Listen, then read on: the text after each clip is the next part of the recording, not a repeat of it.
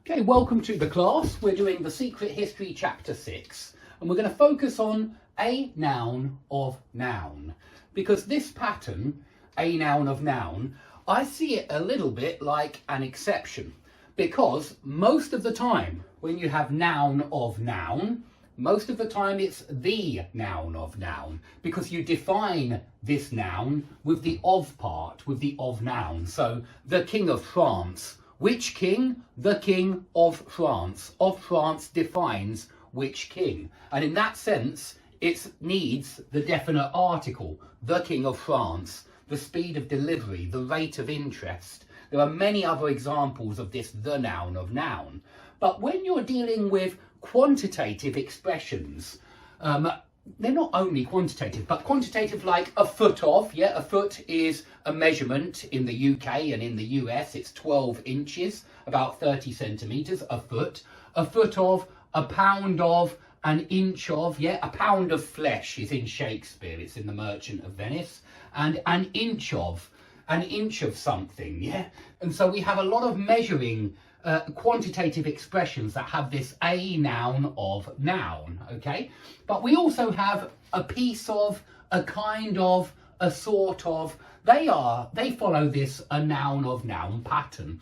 And you notice that this is not, it's not clear what kind of, a kind of, any kind of, a sort of, any sort of. There's something very indefinite about these expressions, which is why they take the indefinite article a. Okay, and so we're going to go through some of the ones that appear in chapter 6, and I'll even include a few down here which have appeared already in the story, but I didn't mention them in other chapters, and I thought I would just mention them because they're good expressions. A lot of this is vocabulary, really, but I like you to learn it like this because then you get your articles correct. You understand that it's a noun of noun with all of these expressions which are rather indefinite concerning the first noun, okay? And that's why they take an a or an.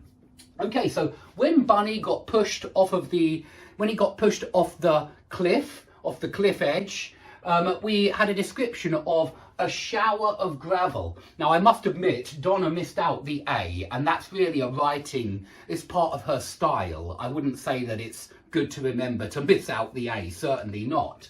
And so we usually talk about a shower of rain, but if somebody breaks a window above you, which is obviously not good news, you might face a shower of glass as it comes down, and that would be horrible. It would be horrific. But when Bunny was pushed off the edge, there was a shower of gravel in the air. So anything which is in the air, which is coming down like rain, you can call a shower. A shower of glass, a shower of gravel, a shower of rain is certainly correct as well. So please remember that expression, a shower of. Now, we also find very often a barrage of, and in our book, in our story, it was a barrage of crows, which is, a crow is a type of bird. It's a large black bird. They're very intelligent creatures. Now, it's a bird, and that's why I wanted to remind you of a flock of. We usually say a flock of with birds. A flock of birds, a flock of pigeons, a flock of sparrows, yeah, and you usually use a flock of with different types of birds. And a barrage of crows is very literary. I wouldn't use it in everyday conversation, but I would use in every